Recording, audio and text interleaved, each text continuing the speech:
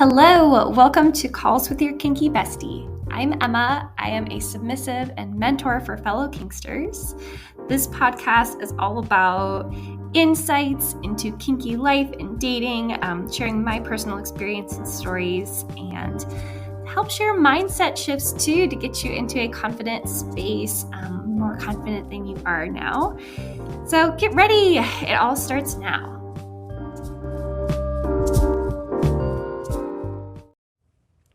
Okay, hi everybody. So, welcome back. It's Calls with Your Kinky Bestie. I'm an ADHDer sub, and we're talking about self-improvement, dating, life stuff for those of us in the same neurodivergent kink space life path, I guess. So, okay, I've talked about the topic of rejection sensitivity within ADHD before. But today I really wanted to talk about this from a slightly different perspective and bringing in the themes of how self-acceptance can be driven by rejection, and also I think part of the reason why as ADHDers relationships tend to move so much faster, and we do get to that rejection stage so much quicker than the neurotypical like dating situations I've observed. We just seem to move hard and fast, and then feel that rejection really hard if and when it happens, if or when, I don't know. So yeah, let's just bring all these themes together. I'm going to break down and explain what I mean, share some lovely affirmations with you, and a little mindset shift for you on this path. This will be especially helpful for those who have been facing rejection recently or are currently in that state of being rejected on the dating scene. So let's do it. So the first part of this, I do think, is that as people with ADHD, as neurodivergent people, we tend to have this set of personality traits that almost 10x's like it's like an accelerated course in getting to know someone, like the way that we interact with others in the world. So if you experience the symptoms of talkativeness, reduced impact control, reduced impulse control, and I don't know the word for it, but the kind of combination of those two is that people with ADHD tend to have a hard time keeping like information private, like withholding the mystery or some personal details about themselves. Like, we just want to tell everyone what we're about, and even if we don't think, oh, I'm going to this conversation wanting to tell someone what I'm about, you just have this knowledge in you that this is how I feel and what I do, and I am just gonna share it, because that part of my brain that might tell other people, hey, slow your roll, doesn't function in exactly the same way for us. So, especially if you are a sub, or just, in the kink scene in general, but I'm a sub and I mostly work with subs, so that's what I talk about.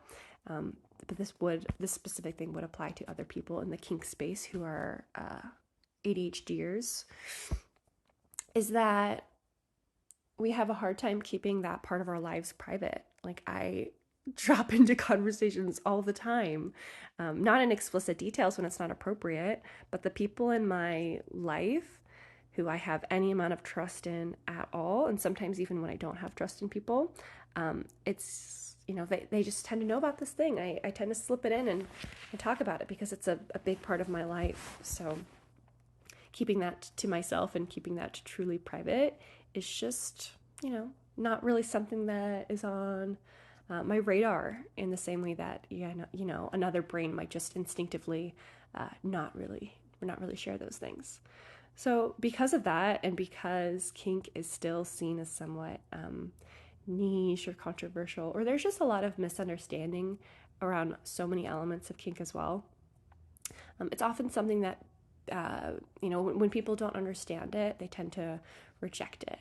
because it's so, far from what they might see as their normal or as their desires. And, I get that for them. However, this is the lifestyle that I am really interested in and partake in. And it's a part of my life, and I'm going to openly talk about it. Pretty much always openly talk about it. So, because we have this tendency to be so open and expressive about like who we truly are and what we're about and our interests, it can, really be an accelerated, connection moment, or just, an accelerated, people learning about you. So that is really often like the things that, and I don't really want to feel bad or sad about this, because the times in my life where I've, experienced rejection because my personality or my interests don't align with, someone else, or they're just not able to accept it. If I had withheld that information for longer, doled it out for longer, or just, never shared certain parts of my life with those people, like, they still wouldn't be interested in me as a human and what I have to offer. We just would have never had that conversation as directly. So I'm very, proud of this trait that I'm able to so easily express where I am. And that's going to lead to people making a, more, God, I keep saying accelerated, but making a decision quicker about, how they see you fitting into their life, or if they don't. So it's going to lead to rejection more, pretty likely it's going to lead to you facing a lot of rejection in your life, especially as you're earlier on in your kink journey and you're not used to creating that community around you. You'll probably find that a lot of the people that are around you already, depending on, the circumstances that you're in and how you were raised and your geography and things like that, that it just might not be a fit with a lot of people. You might face yourself being rejected over and over again.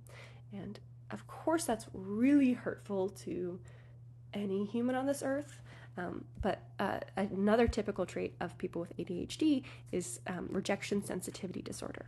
So just really feeling rejection a lot harder, having much more of an emotional, stronger reaction to the feelings of rejection, because, as we just talked about, like, part of why that rejection is happening is just because you're sharing, really quickly who you are and how you operate, usually. So it's really hard to know that is not going to be a fit with everyone on this planet, especially if you have a huge capacity for love and acceptance of others. It's really hard when that isn't returned and it isn't reciprocated. So whenever you're facing that constant rejection, and, most of the time it does have to do with some personal reasons, obviously this is going to have an impact on your self-esteem over time. And wow, I bet we can all relate to this if you've found this podcast, that is a really difficult space to be in. And it's tough because the feelings just have to happen. There's no way to really speed up like the grief of a relationship to another person. You just have to feel it and sit with it, and then, move on and find other relationships. And whenever I've been in this low state of rejection and just feeling really low self-esteem related to that, I found this beautiful quote that I jotted down in a journal a million years ago. So here it is. It says, "Let me fall if I must. The one I will become will catch me." And I don't know who said that. I will try to find out and put it in the show notes if I end up finding an author for that quote. But yeah, I just remember being so down and so low and really clinging to that idea that at some point in my life, I'm going to understand this more and feel better about this rejection. But right now it hurts, and that's okay. Let me fall. So once you're able to then get to this place of acknowledging that not only do you have this super unique personality because of your bedroom interests and your ADHD, and that it's going to lead to, you know, fast and hard rejections whenever you're trying to date and form relationships with people in your life. You know, the next phase from there is really just finding a way to accept and embrace that about yourself, and really just practicing the act of radical self-love of saying, okay, it is okay that this person or these people have rejected me. I forgive them for that. And also, it's okay that I don't have relationships with these people. You know, I am here for a reason. There's a very unique purpose that I have on this planet that no one else can fulfill. And I have my own unique flavor of expressing it and personality that comes along with it. And of course, for me to get to who I need to get to and serve those people, there's also going to be a lot of people that aren't a good fit for me. So I really admire the people around me and thank the people around me who are really making space for me to experience that reciprocal love in the future by sharing, no, it is not with me. So the affirmation I have there, or I don't know if this is an affirmation, but a gratitude statement whenever you are experiencing rejection and people leaving your life is, thank you for making space for reciprocal love. So you meet someone on a dating app, you go on a few dates, you get excited about them, you share a lot about yourself, you learn a lot about them. It seems great to you, but you know, you're ending up getting a rejection from this person. Great. Thank you for making space for reciprocal love in my life, because clearly that you were not the perfect fit for that, and everything that I have to offer and the feelings that I express to others, that I want to, you know, have those reflected back onto me. Like I'm not interested in one-sided me loving you while you're annoyed with the way I exist and operate. So thank you for making space for that so I can find that with another human and many humans to come. So yeah, it's definitely a hard place to get to, but once you are in that space of acknowledging and just being aware that your unique flavor matters and has a place, and this person did a kind thing by letting you find that place and letting you know, hey, that place isn't here, even though you felt comfortable and curious about what they had to offer. So, and then the other affirmation I want to share is just, I love the part of myself who desires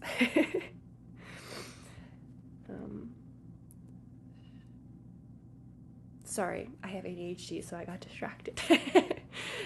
Okay, so I love the part of myself who desires connections with everyone I meet and wants to form special bonds and support everyone who comes into my life. And I love the large capacity that I have for accepting others and embracing others. And, you know, I also embrace reciprocal love, and I make space for reciprocal love in my life. So that might sometimes mean you rejecting others who are also not able to accept and love and embrace where you are and who you are. But yeah, I kind of shared my thinkings and affirmations and examples throughout, so I kind of jinxed or took away my opportunity to have a final closeout thought. But hey, that's who I am. So thank you for listening. I will see you in the next lovely episode. Also, in case you didn't know, I do have a share your questions feature there's always a little thing linked in my show notes that lets you submit, I think it's through Spotify, like an audio recording of a question or just, a topic you want to have discussed, and that I could, put in a future episode and we could talk about those things. But, I also acknowledge, and I'm starting to cater my offerings more around the fact that, submission and being in the kink space is not something that is always easy to share online and be open about it. So I'm making space for more anonymity and some privacy with that. But I've also created an area of my website where you can submit those questions or comments for the podcast in the form of like a private message to me. So I wouldn't share your name, and obviously people wouldn't hear your voice because it wouldn't be a voice message, but that you could just type in whatever you want me to talk about, and I could talk about that in a future episode. So that one link is new, but the other voice recording link is in all my other show notes as well. But thank you so much for being here, and I will see you in the next one. For real now. Goodbye.